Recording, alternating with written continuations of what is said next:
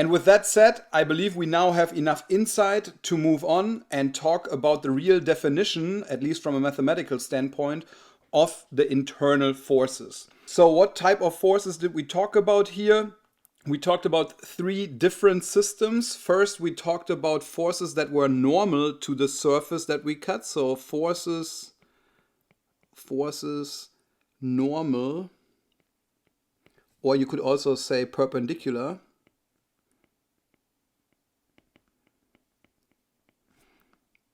To the cut surface.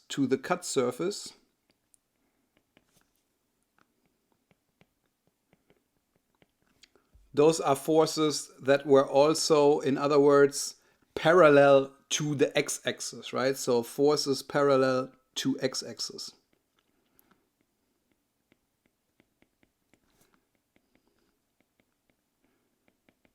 And we called these type of forces normal forces, right? So let's keep in mind that we call these normal forces.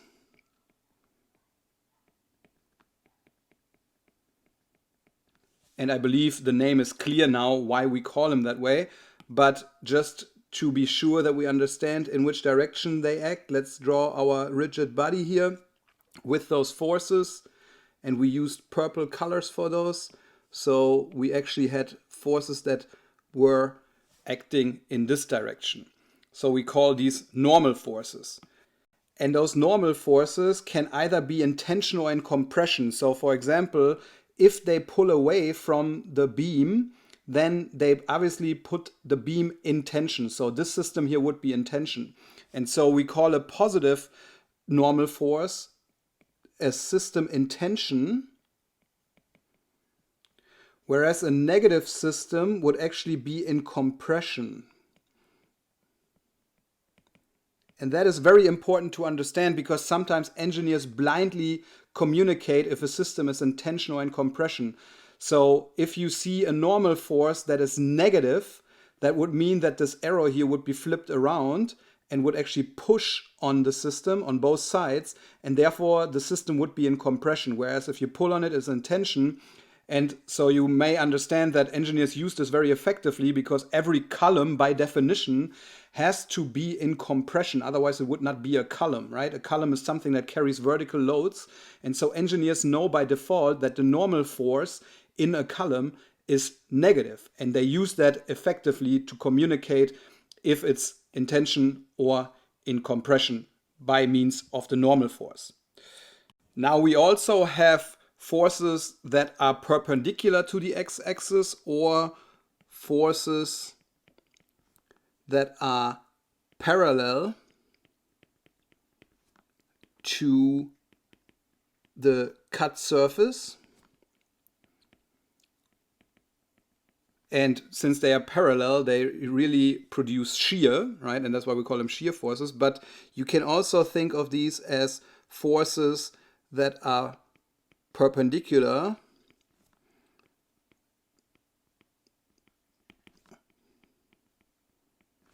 to the x-axis.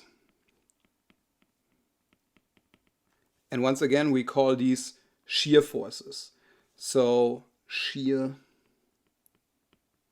forces. And the way we indicate those in our two-dimensional description is really with vertical perpendicular forces.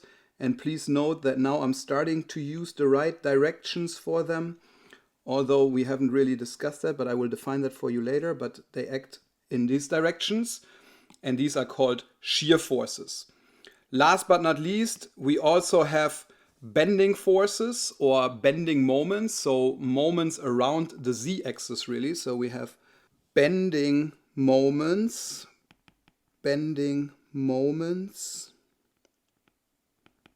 around the z-axis. And this is something that in a 2D description, of course, makes sense in the context of the right-hand rule. You understand that everything that rotates within an xy plane rotates about the z-axis. And so we call these bending moments. So let's write that down. These are bending moments.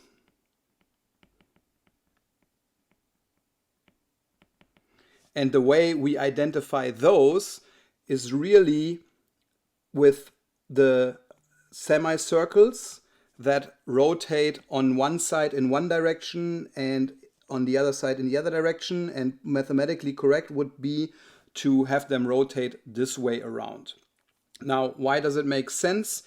So this is very important in the context of the reference fiber. The way I look at this is that these create positive bending. And what is positive bending? Positive bending is really elongation of the reference fiber. What do I mean by that?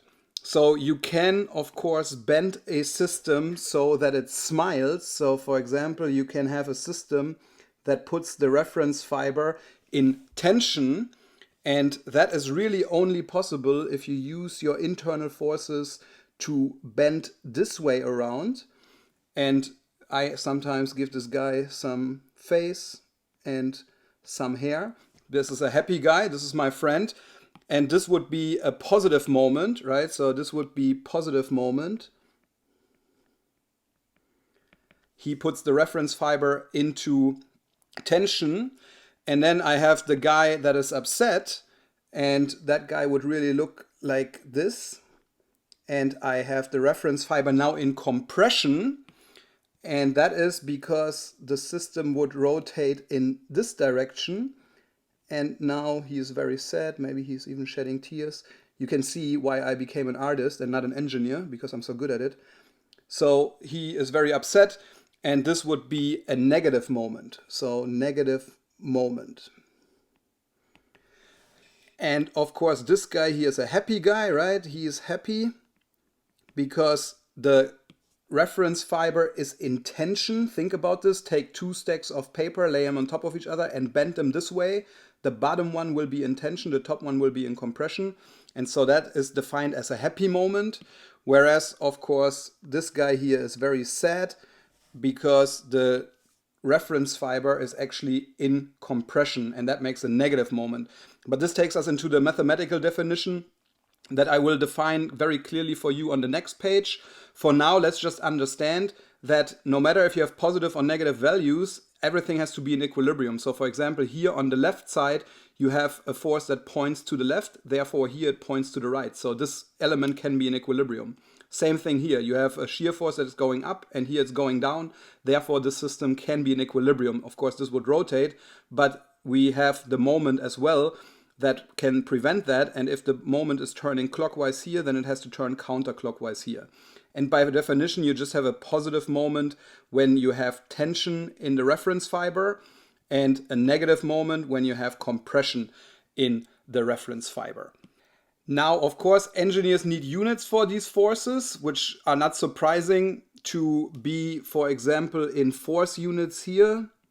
For the normal force, of course, the shear force is also in force units, and the moment is in force times distance.